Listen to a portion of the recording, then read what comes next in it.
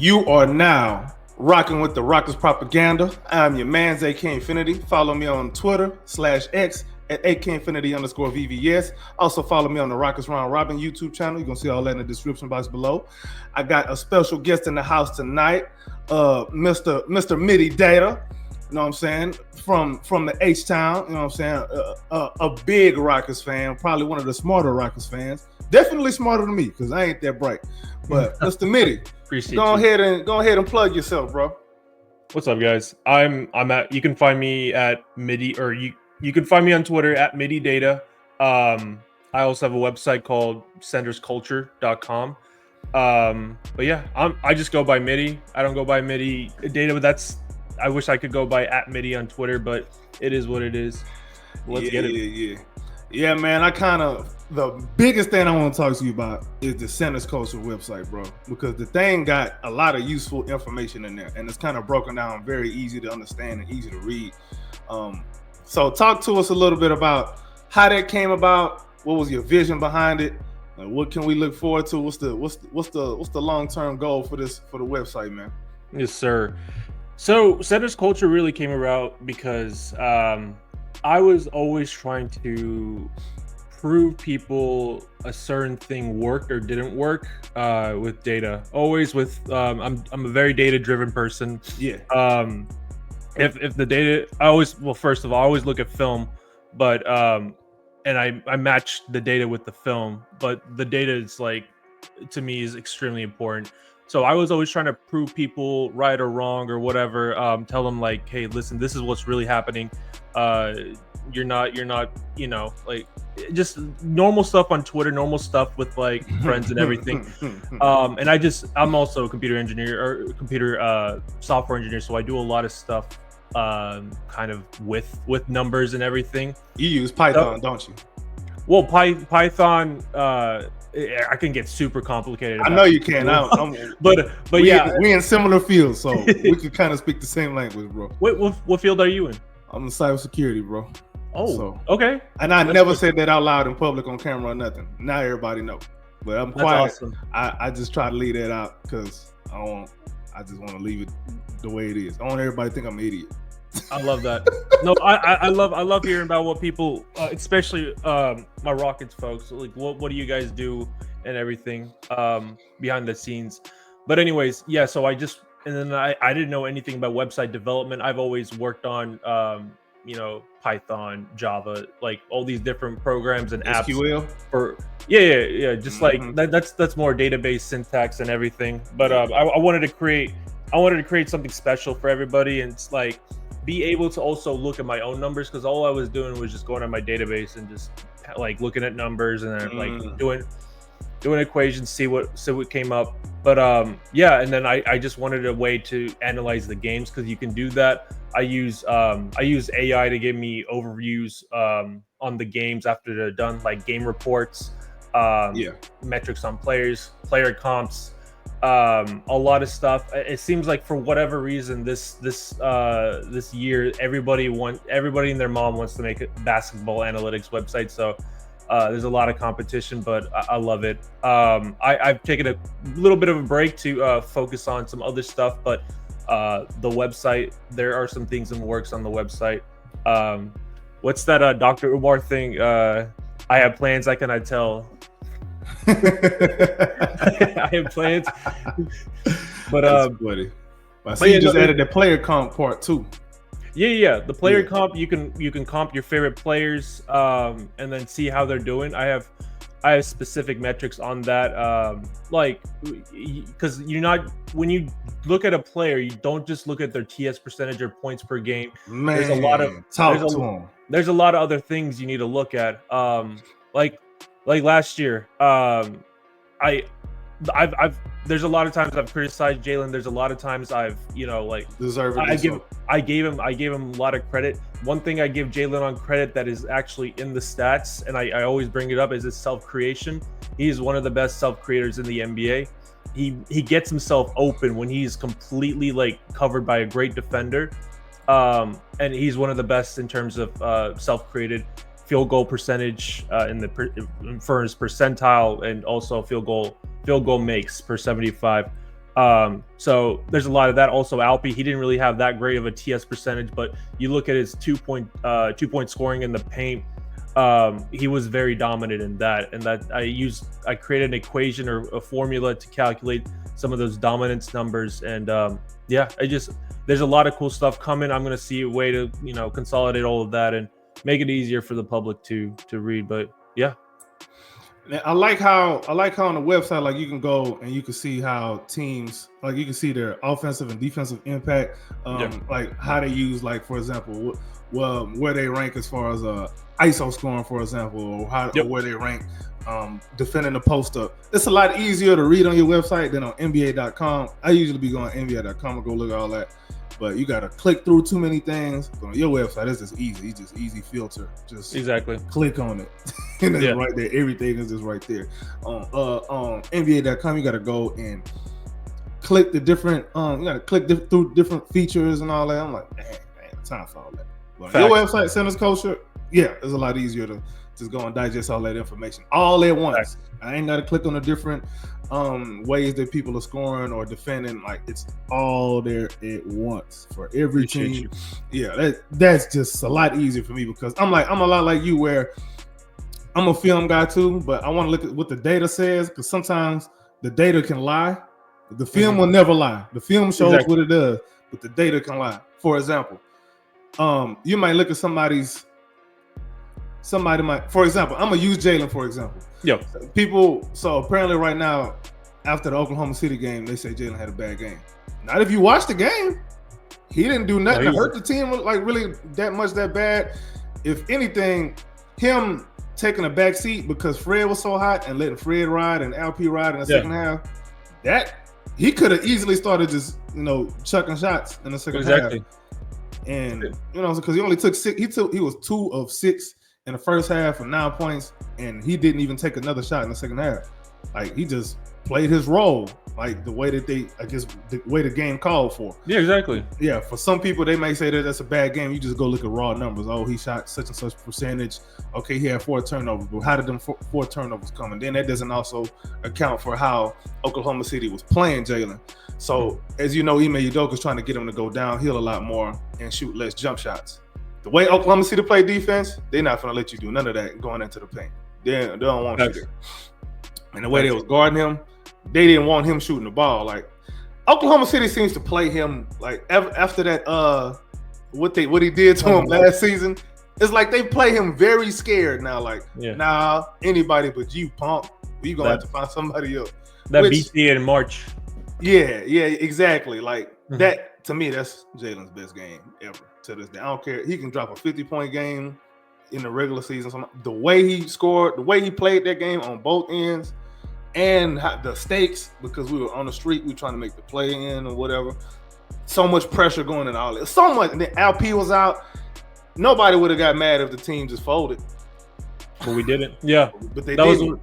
That was an amazing, beautiful game. Beautiful. I wish I should have been paying attention to the website during that game too, or just during that run, because the team looked so nice, like, before LP went down. And I kind of want to talk about that too a little bit. Like, what are you seeing, or what do you think? What are the numbers saying about how that run before LP went down last season, and compared to how the Rockets look now that Jalen and Alpi are both healthy and playing together? Like, what are the? I don't know if you've had a chance to, like, look at the compare and contrast the numbers between those spots. I didn't compare last season too much to this season. There's numbers that I remember, but all I remember from last season was that, and I think every team in the NBA starts this way, but every team starts kind of like a very slow pace, because everybody's trying to figure out what they're running.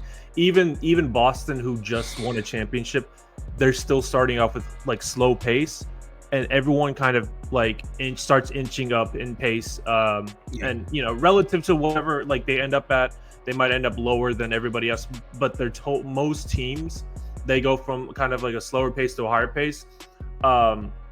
And we are a really good team when we run up the pace. Like, when the pace is up, and that's not necessarily like all transition and everything, like everyone just like all athletes, like 5 out, like everyone just running and stuff. No, it's just getting the ball into your actions and being very decisive in what you do, and having more field goal possessions, or like more field goal attempts in the game.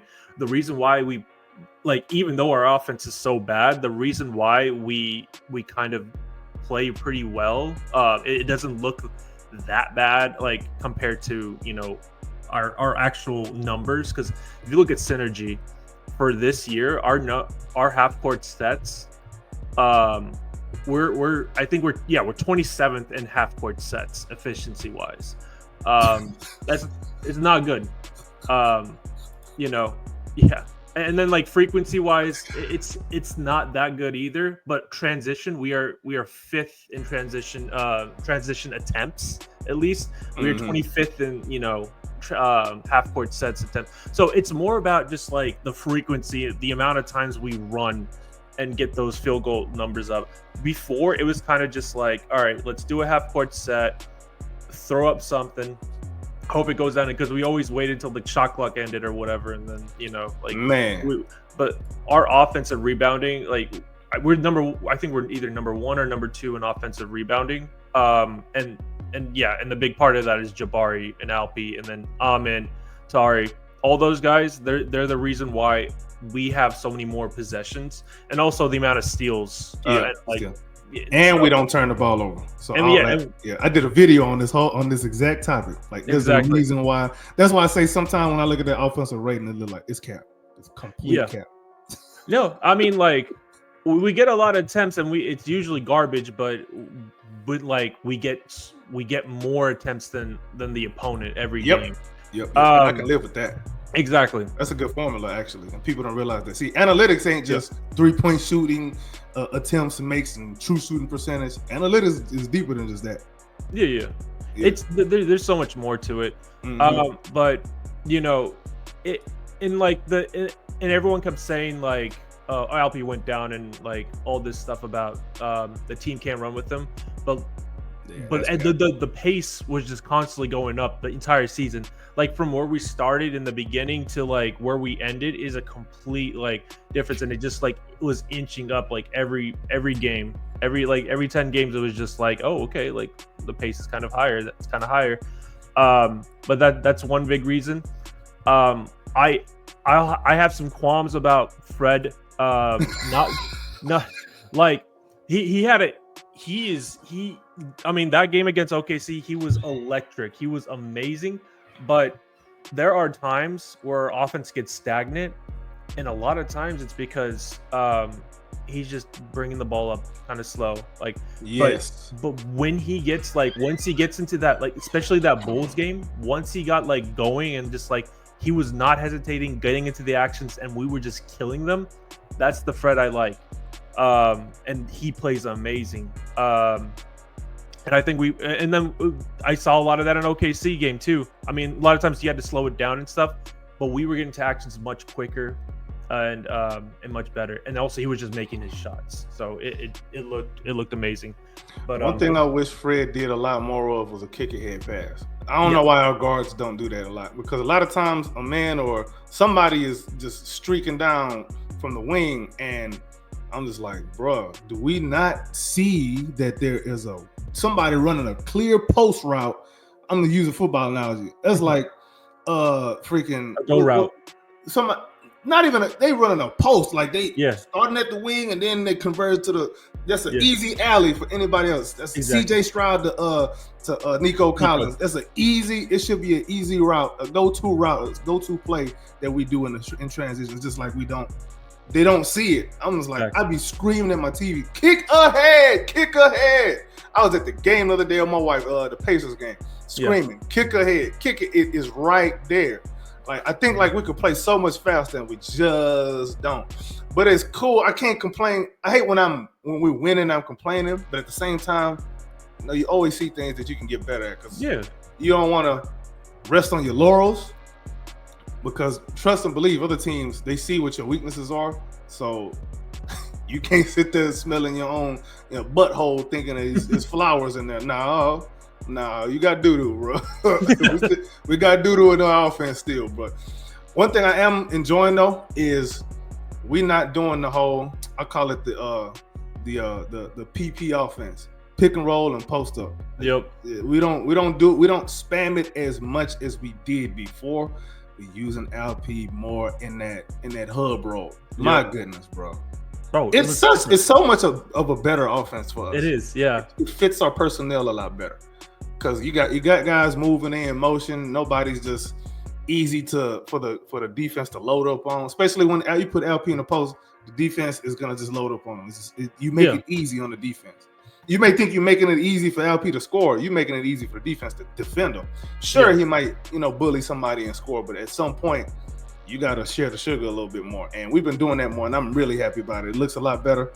I don't care about being ranked whatever the hell in offensive rating. As long as we're effective in what we're doing and what we're trying to do, and we're better at what we're trying to do than what the other team is trying to do, I'm good with that, man. It's the net rating. That's the thing that matters. I mean, you can look at offense and everything, but once if that net rating, I mean, bro, when you are the fourth best team in net rating, we have the 16th best offense. Yeah, Memphis passed us up. I don't know how Memphis got up like that. But they whooped somebody the other day, though, I think.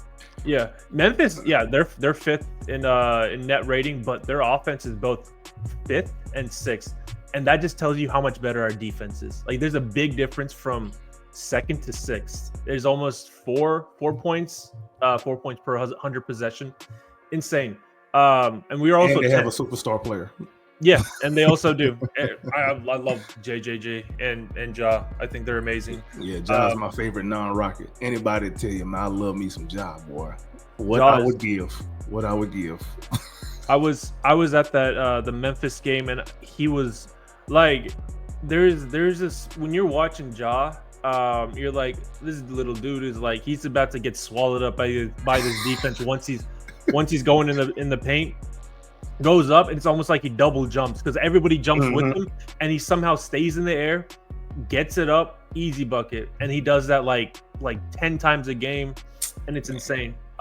It's the fearlessness for me, man. He just doesn't care who's under the basket. He finna get there. Whatever you do when I get there, that's your business. But I know what I'm trying to do, and I know what I'm gonna do. I love it, man. Top 5 most fun player to watch, in my opinion, is Ja Morant. Most definitely. He's so fun. Just imagine if we had a player that got downhill to that degree consistently. Yeah. Consistently. We were expecting a lot more from Amen and Jalen when we got Steven Adams. You know, because everybody was saying, oh, Steven Adams, he creates MVP guards because of his screen setting. All right. What we doing now? Yeah. I love Steven. I do think some of his, like, when we saw in the beginning of the season, like, I feel like a lot of his screens were a little like overrated. But the thing that I love about Steven is his like ability to pass, actually. He's a really underrated passer. He knows how to find people. Like, I saw him make some passes and I was like, shit, like, I haven't seen Alpi do this in a minute, but then Alpi finally got into his bag, and that's because of kind of the usage. He got used to it. But yeah, we're 10th in pace right now. So we're actually getting up there. We started the season kind of with Boston. Boston was like 27th in pace. We were 27th, and they were 28th, maybe like 3 games in. And Boston is 25th. 21st right now. We're 10th. Like, we're starting, and this is what makes us better, and I think everybody understands that. So we're getting better, but we're getting better earlier. So, like, we're not getting better at, like, after All-Star whatever. We're starting to understand what makes us better. That's helping the role players a lot, especially. It really is, because you get into the half court set, and it's going to slow down when it comes to the playoff. We'll figure it out then. But in the regular season, teams can't keep up with you if you're just constantly running the pace, and you have someone like Alpi, you have someone like Amen, Jalen, Tari in the fast break. Teams are going to struggle against you, and then you come and play really tough defense against them. That's kind of the reason for the net rating. Like, yeah, sure, we're not scoring like like 140, 130 every game, but we're BTAing people a lot. Like Yeah. just with the Man, I wish I had a belt right now to just whip right now, because we doing that. But it's fun, man. Crazy thing about our defense, we don't necessarily have a shot blocker. I was having a conversation with somebody one day. I was just like, the whole shot blocker thing to me is overrated. It is, because what matters is you not scoring in the paint. Exactly. If you come in the Rockets, I think are they tops? I know they top 5 at worst. They top 5. Are you talking about rim protection? Yeah, as far as like points in the paint allowed. I know we don't allow a lot of points in the paint at all. Oh, points in the paint. Well, points. So opponent rim percentage, we're third best. So it's OKC, Cleveland, and then us. Okay. So that's 2 teams with really good rim protecting centers, and just kind of like, I guess, Cleveland's like not that great at defense. They're like 11th, but they obviously have Evan Mobley. And Jared Allen. Yeah, and Jared Allen, and then fifth is San Antonio with Wemby. So there's different ways to play defense, and Ime's kind of showing that blueprint right now. When you have, and I think the Boston Celtics do a really good job of this, is that they don't necessarily just have one rim protector. Of course, you have Porzingis sometimes. He's amazing. You had when his knees, when Horford's knees work right, he can get up there and still block some shots. Yeah. But Horford is like a pretty good, like just in general a good defender. But the thing that works for them is that technically everybody is involved in rim protection. Like I see Drew Holiday get up. I see Derek White get up. Derek White, one of the best in the NBA as far as guards concerned, blocking shots. Like he's one of the best I ever seen. Yep. And we have Amin, we have Tari. I've seen Jalen get up for blocks too. He can. There's when everybody is involved in the defense and everybody is making their plays. Because here's what I think. I think you don't need. I think rim protection coming straight from your center is really overrated. Yeah. Center does have to protect the rim, but he doesn't have to be like, like Wemby or like Chet. Of course, prime Dwight Howard. Yeah, exactly. It does help, but it's like a lot of people in the past thought that was like the requirement. But because it's easy, it's easier for everybody to understand.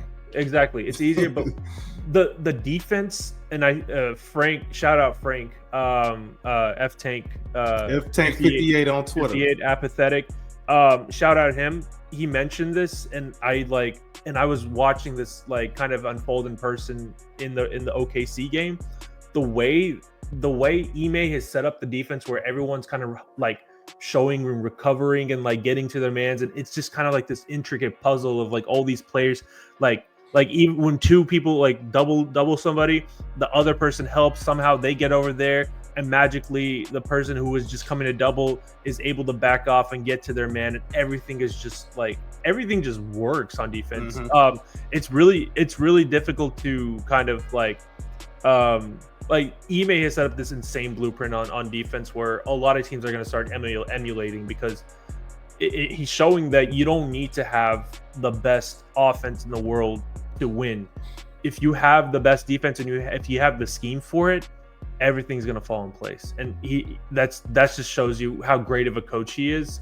Offense is still getting there. We're gonna get better at offense, but man, we have not hit our stride yet offensively. Yeah, man, that guy can coach. He can coach. Oh man, I was so happy when we got Ime Udoka last season, boy.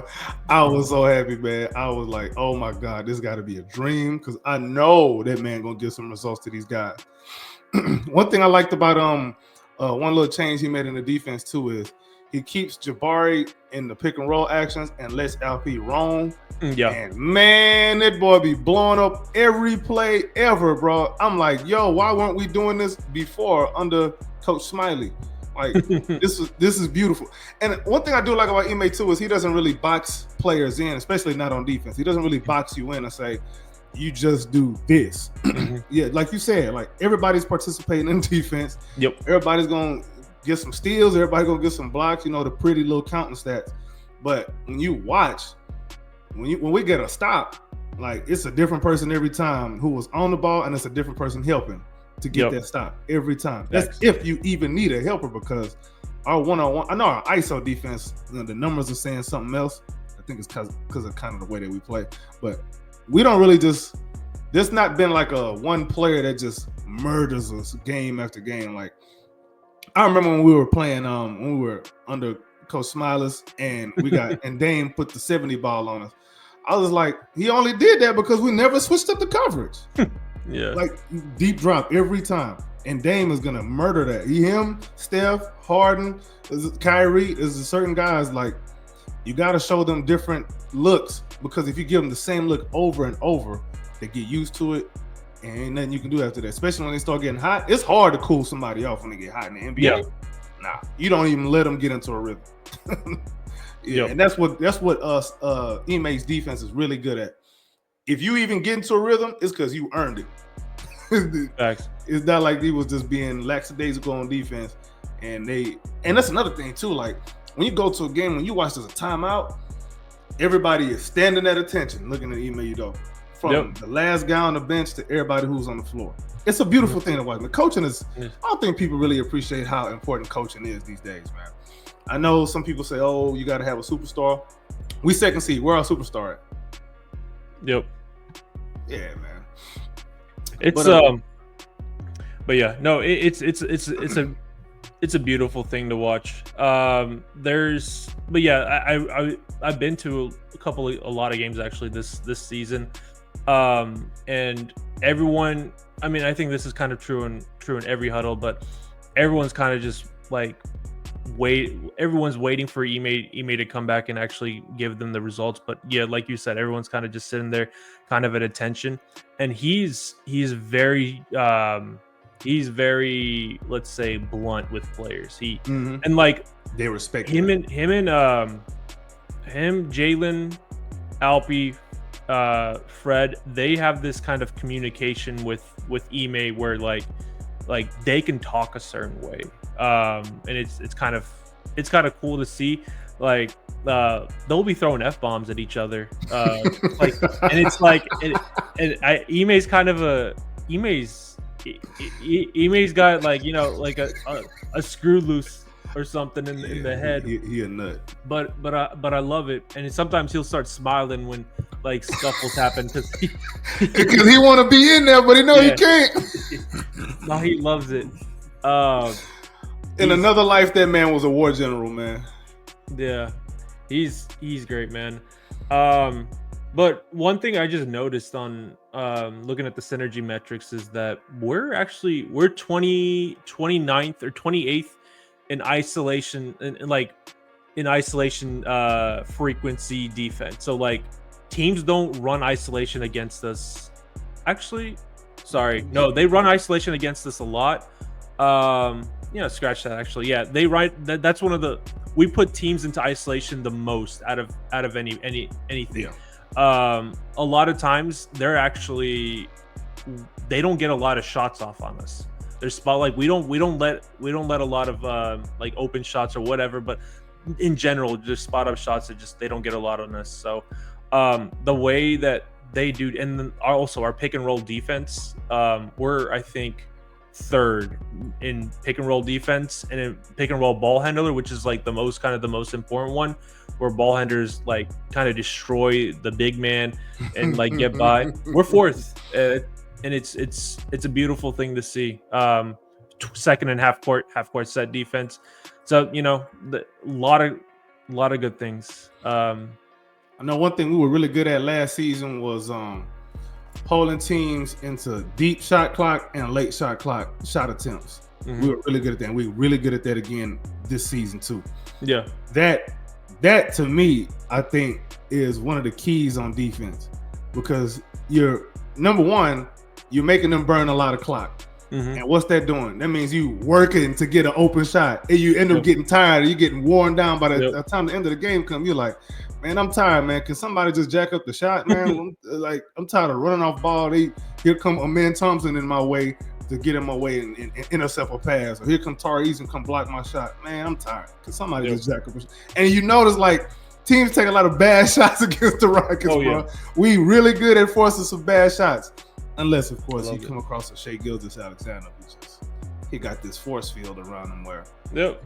You breathe on him. You breathe on him too hard? Nah.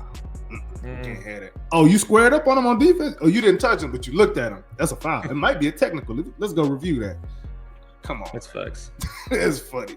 That's funny. I like SGA. I'm a bit of a stand for Kentucky players, especially Kentucky guards. For sure. SGA be frustrating when he's playing against your team. He is. It reminds me a lot of what we used to do. Now I understand why people hated Harden so much. Yep. I was like, okay, I understand now. I ain't mad no more. I get it. Yeah. This is annoying. And SJ is, he's super talented. He has a really good in between game. And that's kind of why super consistent. Yeah, and that's kind of why he's so successful as well.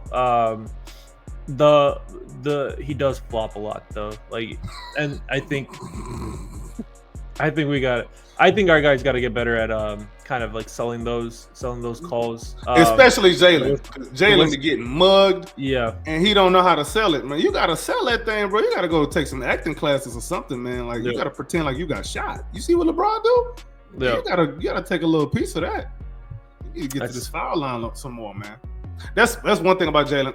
Absolutely, I don't know if it's his fault or not, but I wish he got to the foul line more, man. Because he's a great free throw shooter. That's why when people say he can't shoot, I'm like, I don't know, man. Anybody, if you can make free throws, that means if you're not making other shots, it's a shot selection thing. Facts. Yeah, but that's just my opinion on that. I mean, some people, yeah, and then some people's shot form is more conducive to spot up, or some people's shot form is more conducive to long distance shooting. Some people have to jump on their shot off a dribble, off a live dribble. Yeah, they need to get their rhythm. Like there's a whole bunch of different types of jump shooting, man. I don't think people really understand that. Then again, facts. A lot of people just watching highlights or watching the box score. They're not watching the games, bro. Facts. So we're actually not that great of a, for whatever reason, our pull up. This happened at the OKC game. Our pull up percentage, like from three, we're like 9%, 16% from three.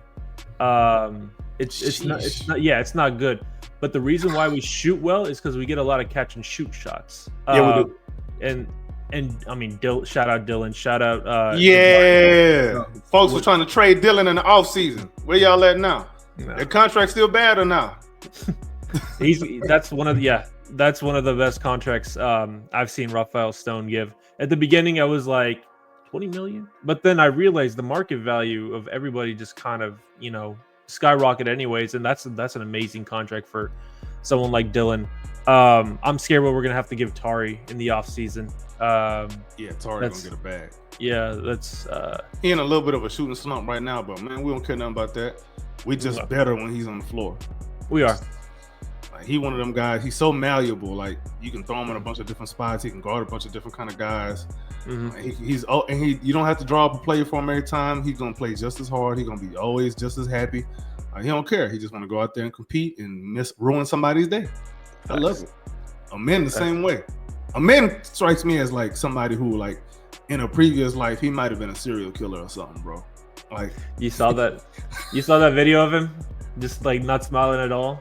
Yeah, I did see that video. He just stared. Like people like that. Like, listen, I don't even know if I would jokingly joke with him any kind of way, bro. Like I might end up missing the next day or something, man.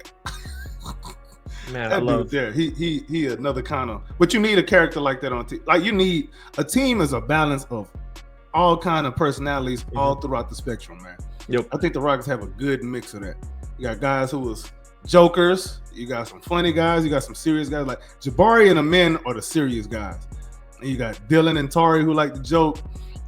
You got the happy-go-lucky guys, Jalen's, Reed Shepherd. You got the big funny old school guys and Jeff Green and what's his face? Steven Adams, yeah. Yep. And then Jock Landale too. Like all these guys, bro. You need it all, man. It's real funny, man. Funny, like we from Houston, bro, and Houston is a big melting pot, and it's like the team is kind of like something like that too, as far as personalities go. No, it is. And it just makes sense. Like in sports isn't just, guys going out there and just playing ball. Like, man, these dudes hang out when you're not seeing them on TV, balling out. Like they hang out, they build chemistry off the court, and which helps them on the court. Like these guys are people too. Just because we play with them on NBA 2K, they don't mean that they're robots. These are human beings, which is why I'm not the biggest on wanting to trade somebody after every game or cut somebody after every game. I'm just not with it. I'm more of a process guy. I like to zoom out, look big picture. The first solution to everything is not always trade. It's what can you do internally to better the situation. I think the Rockets have done a very good job of that. Like they haven't jumped on any foolish moves since Ime Udoka has taken charge. It looked like he got a lot of power in the organization too. Like Phil Stone really respects him. Yeah. Ime definitely does have a lot of power. And you kind of see it with you kind of see it with like the way certain acquisitions are made, certain I guess I mean, like obviously Rafael Stone doesn't mess with the rotations or whatever. Of course. And I guess like they say he did with Silas. Who knows? They say that's why Nation Knicks was playing. Who knows what happened back then? Probably. But so in terms of, I wanted to kind of go over some of these defensive stats that maybe maybe like people are not like I guess seeing or whatever. But when you look at it as a team, obviously we're like one of the best defensive teams. But when you look at kind of specifically in terms of these like some of these advanced numbers, there's some certain players that really stand out. I don't know if people knew this, but Amin Thompson, he's a 95th percentile rim protector. Man, what? Yeah. 90. So opponents at the rim, on average opponents shoot like 70% at the rim, right? Amin is holding them down to about 56%. So that's nuts. Yeah, it's insane. And then right behind him is funny enough, it's actually Fred, Jabari, and then Alpi. Alpi was actually much higher before. He was like 53%. It kind of went back up to about 58. That's still 75th percentile, and that's still pretty high among the centers. In terms of deflection percentage, Reed has been kind of, like he's still getting into like how to play, and I think he's still a little bit nervous. But in terms of deflection percentage, he is 98th percentile. It's like 6.3%. He and you kind of see it a lot. He deflects a lot of shots, and he really gets his hands are busy. Same with Tari. Tari is 96th percentile. Amin is 81, and then Alpi is 79th percentile. But all those guys, deflections are a big part. You got to be able to stay in the passing lanes and everything. And then what we were talking about, rim protection and everything, and being able to protect the rim at a good rate, but not just have your centers do it. Tari Eason has a block rate about 80. He's in the 88th percentile, and then Alpi's in the 86th. So some of these, like I might be boring people with these, but these are pretty insane numbers to be having for not just one or two players, but about like four or five players. Dylan, these numbers don't do Dylan that great of a service, but that's because he's the pest. He doesn't, when he defends somebody, you don't get a shot off on Dylan. You usually and that's kind of why I don't look at some of these numbers that people do about the closest defender or whatever. In those cases, Luka has amazing numbers because he lets people drive by, and those numbers are super. It doesn't reflect what happens on the court. You could have a bunch of blow-bys and everything, and it won't reflect that. Luka is bad. Yeah, bro. Yeah. Luka's terrible. Does not care, bro. It's insane. I think he'll get better about defense, but I've always been thinking, like, do you want, if you had the chance to get Luka, would Ime do it? You put yourself in Ime's position. You have a top 2 defense. You put Luka in, and he can't carry his weight on defense. You think Ime's gonna do it? You think he's gonna build a team like that? I don't know. I think he would rather want a team that he has currently, but yeah, he maybe gets under Luka's ass, but I think Ime. I mean, Jason Kidd is pretty similar personality wise to Ime Udoka. If Jason Kidd can't do it, no. Yeah. Oh no. Yeah. That's my thoughts as well, man. Yeah, man. I think but I think what he's doing right now with the pieces that he had, I know it does kind of make us think, damn, what if we had such and such style of player? For all we know, there could be like 2 or 3 guys on our team right now that can go to other teams and put up a lot better numbers, but the impact will not maybe be as the same. No facts. Greg Popovich used to always say about Ginobili, Parker, and Duncan, these guys could have put up a whole lot better numbers on other teams, but they wouldn't have won as much as they did here. Like he said, they all sacrificed. And when you watch the Rockets, it does look like there's some sacrifice going on. There's some times when you wish other people would get more shots, but we're winning, and they didn't get more shots, but somebody else was getting more shots and they were making them, and they had a good night. So you can't really trip on it too much. So, like, for example, like, all right, Jalen went off for 41 against Philly. That's what that game called for. But in the very next game, the man took 6 shots because his teammates was going on. Fred had it going, Dylan had it going a little bit at first, and then LP brought it home. So it's like, yeah, you can kind of see where some people, but then again, I think it's really just fan discourse, because there's a whole bunch of people in the fan base who have their favorites, and then they have people that they absolutely hate. So but they want their favorites to get their numbers, so they can have their personal agendas on Twitter and go back and do the I told you. Yep. It's funny. It's the most entertaining thing. But when I see my team winning, sure, I do think that there's things they can do better, but man, when they're winning and they're not even, fully in rhythm like that yet, I think I would accept that, and I'm gonna be happy, because it looked like Ime has a greater vision for what he wants for this team, and they've not even reached. I don't even know if we're at like 60% of what we want from these guys, or at least from what Ime wants.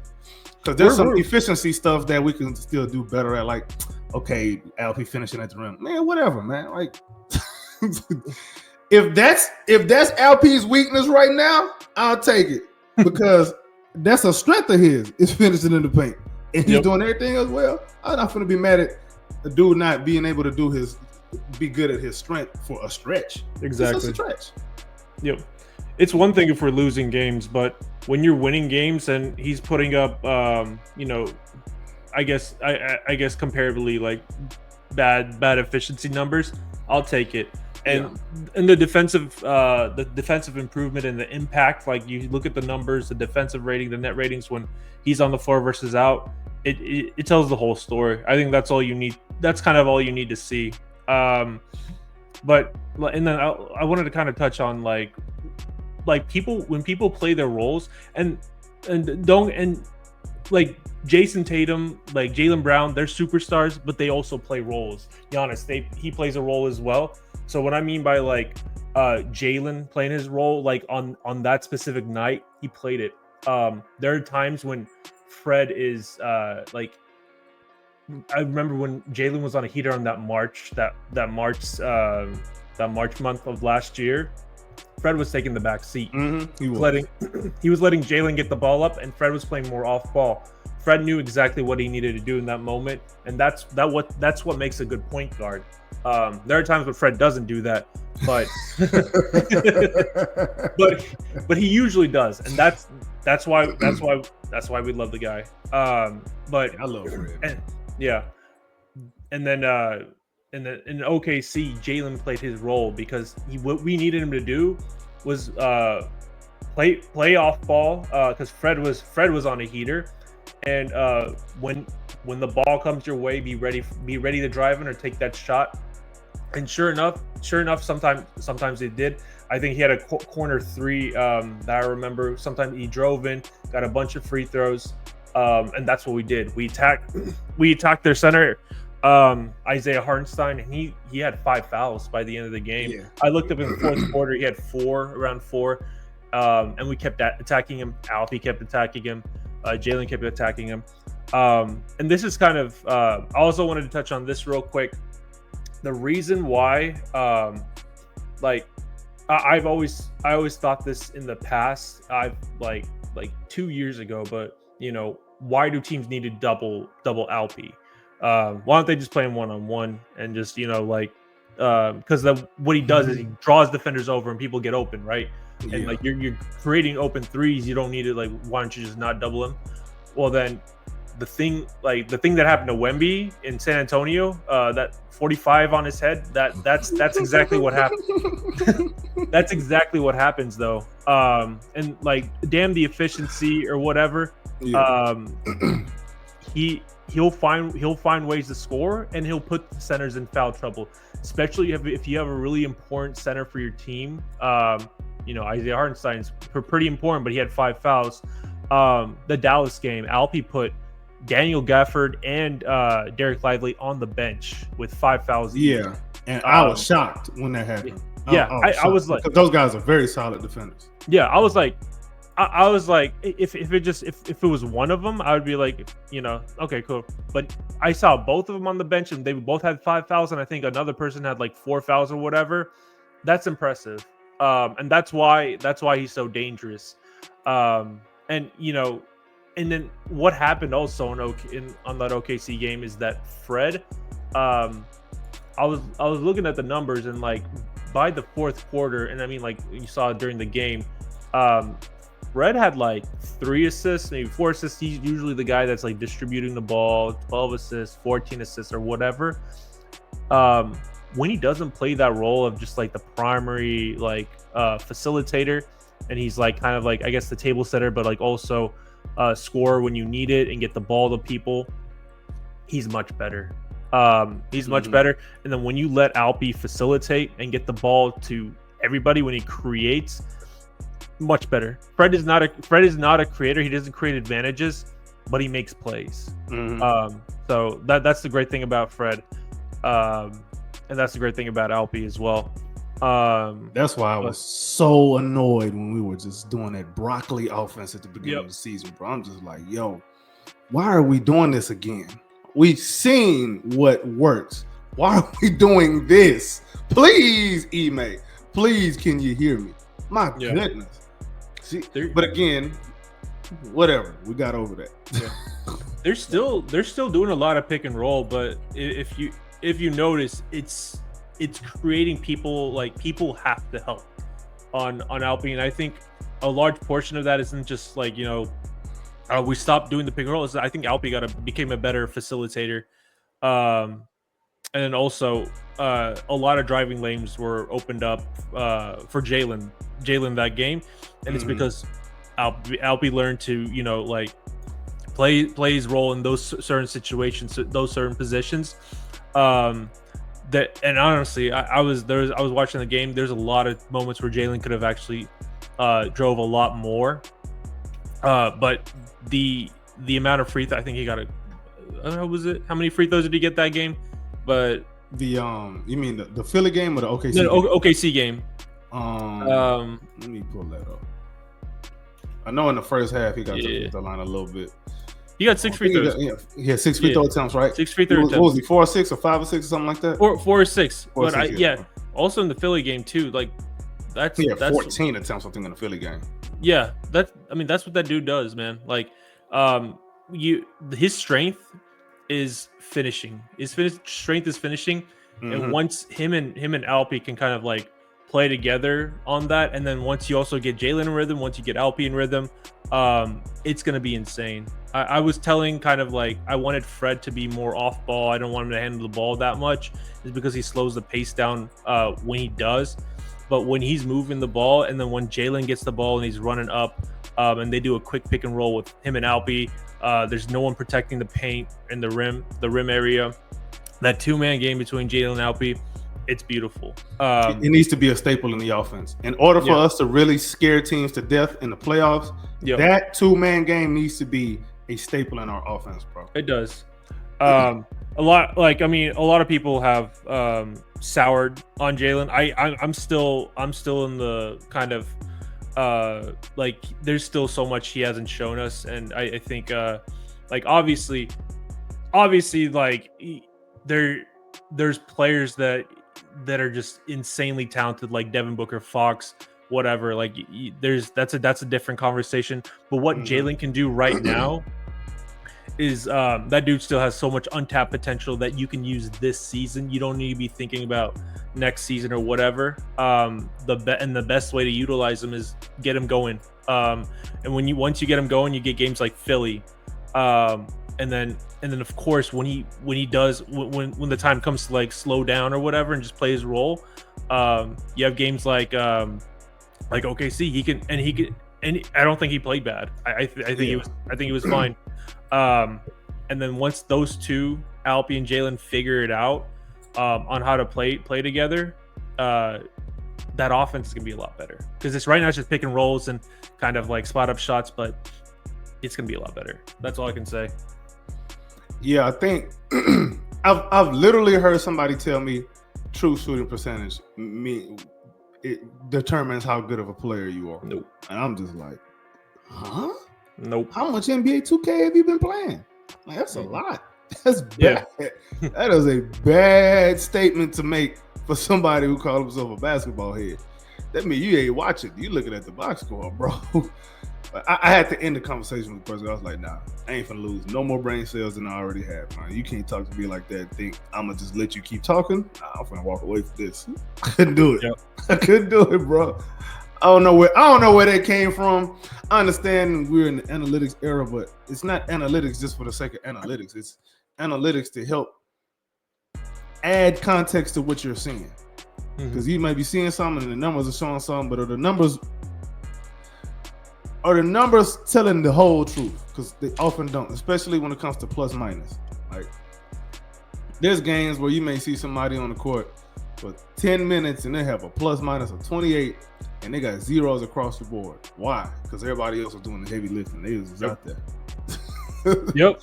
Yeah, like, come on, man. Some of these, I understand numbers are supposed to help us, and they do help us, but we got to stop being disingenuous with them. Like, Jesus Christ. True shooting percentage dictates whether or not somebody's good or not.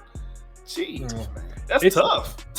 It's a wide spectrum. I think the best way to use true shooting percentage is specifically for use it for everybody. Like you still get a gauge on like how efficient they are, but the best way to use them is for like the role players to see how efficient they are. Yeah, because they're not gonna get the number of touches. Exactly, they're not gonna get. They don't get the attention, the defensive attention that a superstar does. So yeah, exactly. Efficiency is more important for those kind of guys. Yeah. When you have a lot of touches, you're gonna miss a lot of shots. You're gonna make a lot of shots. You're best be way, more mistake prone because obviously. Exactly. The best way that I look at it is I look at two things. I look at impact. And I look at per 75 possessions a lot by times their efficiency. So that's like a formula that I use, and that's how I get kind of like their dominance numbers on my website.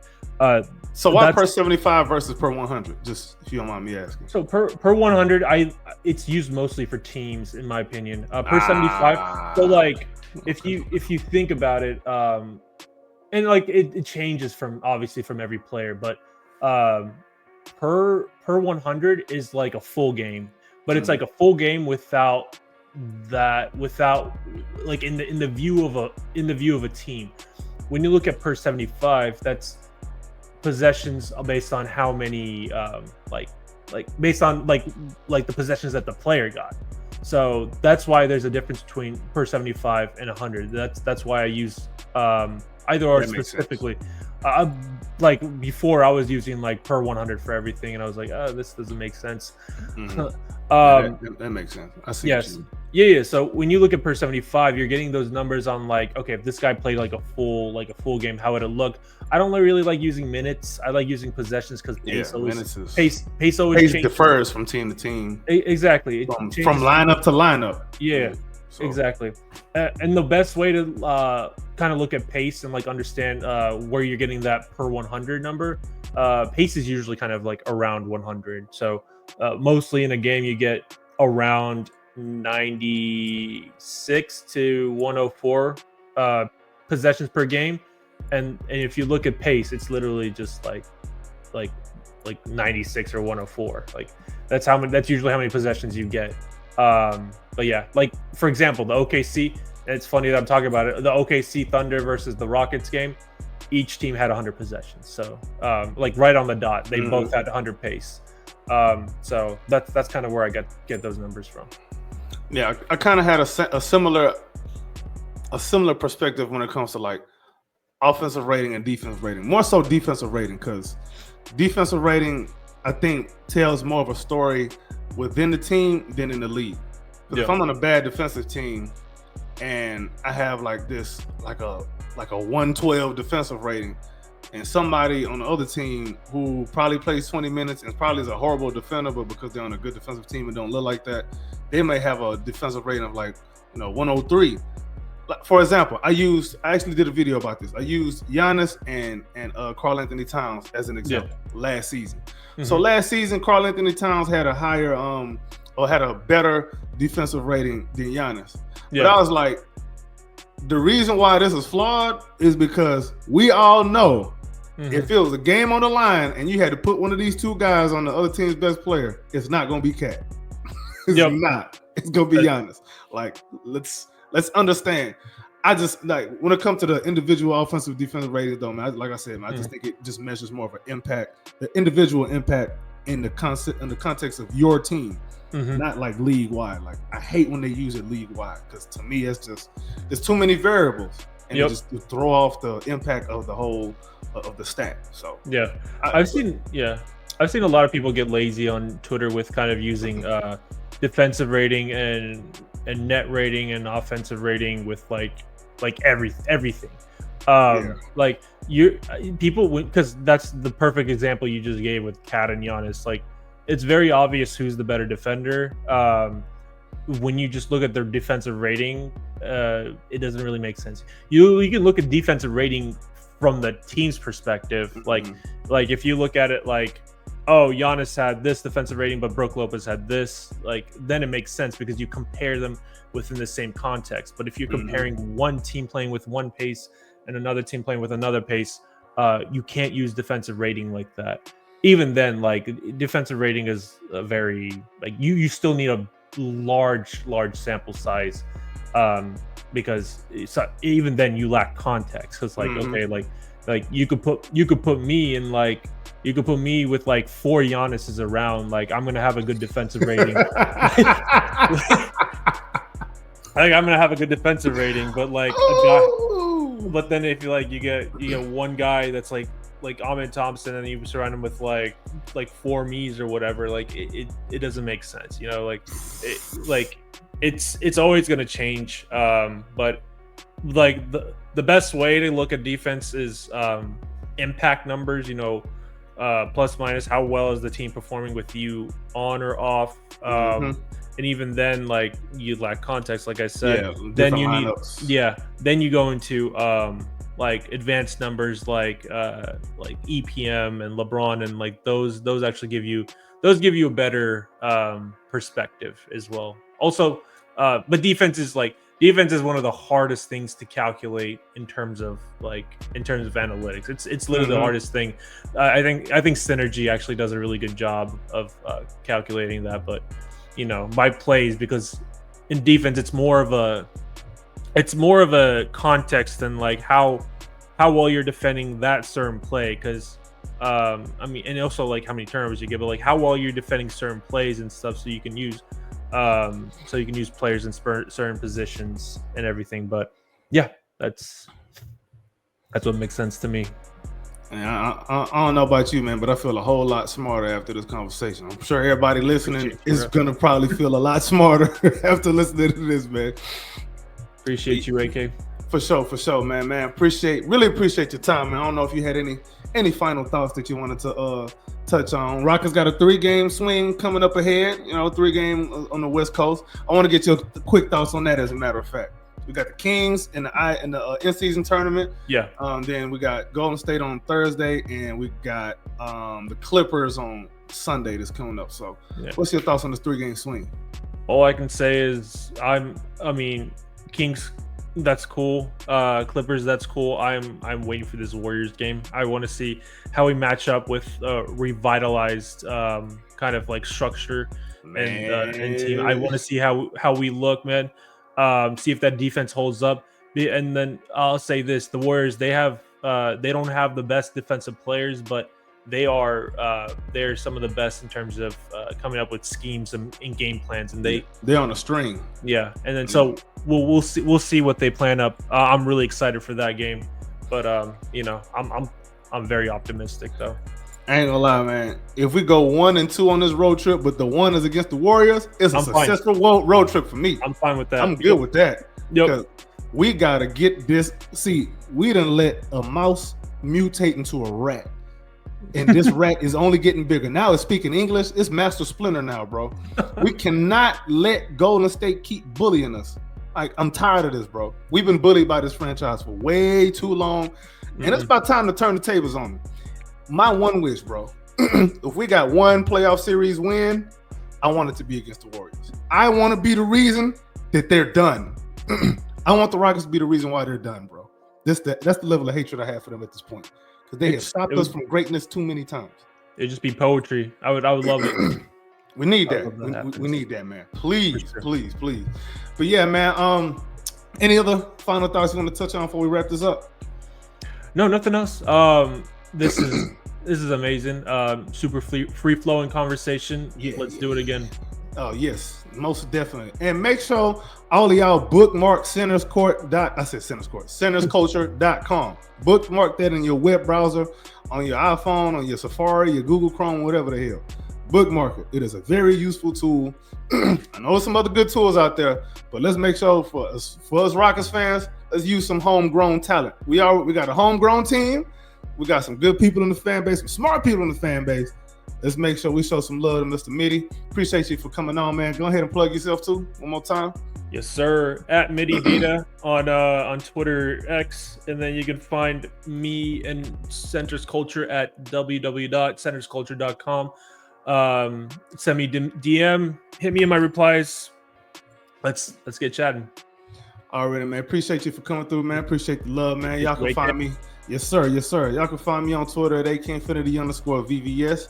Again, this is the Rockets Propaganda Channel. Appreciate y'all for tuning in. If you're still with us at this moment, that means you like what you heard. You appreciate the content. Go ahead and hit that like button. Subscribe. Leave a comment for us down below. Let us know where we were off. Let us know where we were right. Let us know if we look funny on camera. Let us know if we ugly or not. It's all good. It's all love. But y'all have a good one. Appreciate you. We out.